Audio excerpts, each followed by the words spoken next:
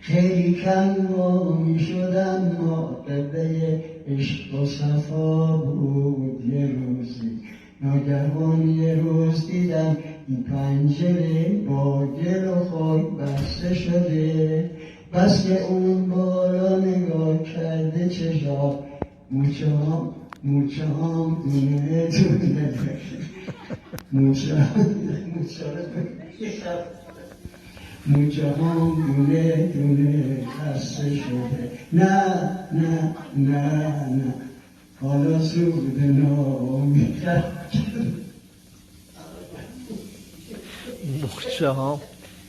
موچه هم دونه دونه کنده شده. ولی جالب بود. ولی نه جالب بود. هم مورچه هم خوبه. شما باید همونک مورچه داره رو بخونید.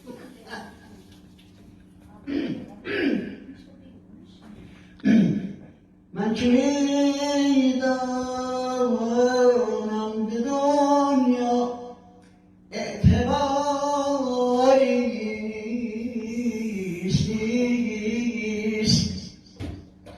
بین مرگ و آدمی کن و قراریست.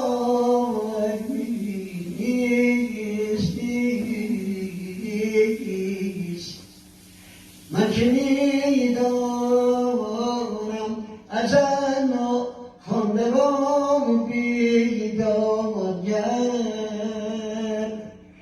سرزده می آید و راه فراری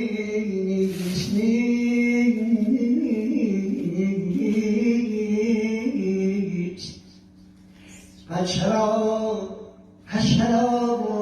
عاشق نباشم؟ من که میدانم به دنیا اعتباری نیست.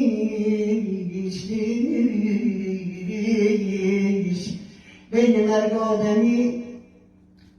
مرگ آدمی کن و قراری نیست.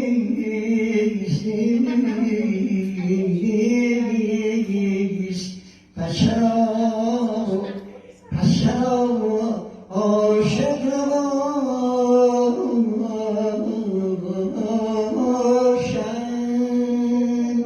امید من